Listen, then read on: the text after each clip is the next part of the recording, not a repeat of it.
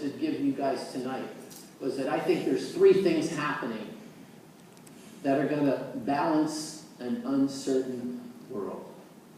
And a world that's experiencing, in many cases, the death of birth.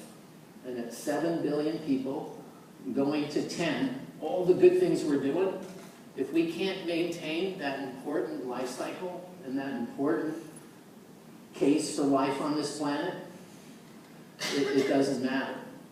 And so my career, my story started, I got out of a great 3-letter school, majored in computer science, and I ended up working for a billionaire, an oil man, who had way more money than sense. We built a house in the mid-'80s in Beverly Hills, the Kenny Rogers estate. He paid $25 million for it, and it was beautiful, like the house you grew up in. It was just iconic. Well, then he spent another $70 million remodeling it. Craziness. And so I built the 3 most expensive homes in the United States. Worked with some fantastic designers. The last house I built was $125 million. Had a $75,000 electrical bill when they weren't home. $50,000 a month water bill. When we installed the Christmas lights on the Christmas tree yard and main drive, it cost $2 million. You guys weren't even a big anything yet. So I got put on an airplane to go get a piece of fabric about this big to match for an umbrella for a wedding. Real mission critical night. Now, my dad ran the Apollo program. I grew up down here, Bay St. Louis, Mississippi. My dad built the Stennis test facility. I have a hearing deficiency from listening and watching the static firings of the Saturn V1 booster rocket that took us to the moon. Took us beyond gravity. Took us to a place we'd never been before so that we could look back and see this extraordinary place that we live on that has just all the components to make life possible. And I was making bank. I was making serious money, 8 figures. Big money, big company.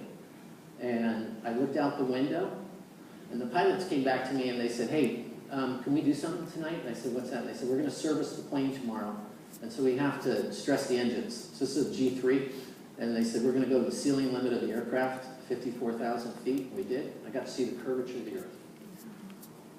And when I saw the curvature of the Earth, that was it. I could see you. I could see me. I could see what the astronauts get to see, what the shuttle crews see. And from that perspective, it's interesting.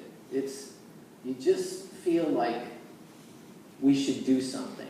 And so when I landed, I severanced my top team a year's pay and let them go do their thing.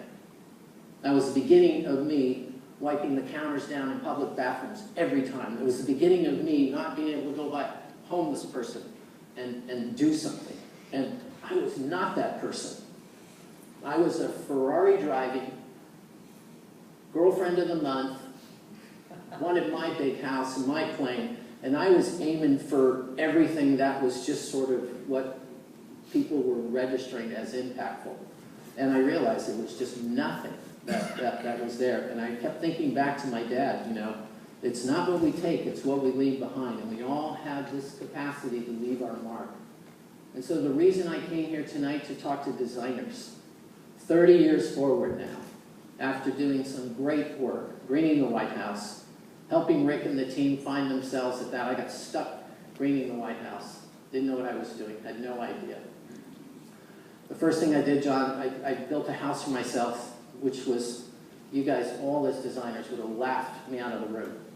My house looked like the box the house across the street should have come in. It was terrible. It was corrugated metal. It faced south, it had a tracking array. It was the 60 things not to do. But you know what? It was all I could do. And I moved the needle. And I shared my mistakes. And I actually did a few things pretty well.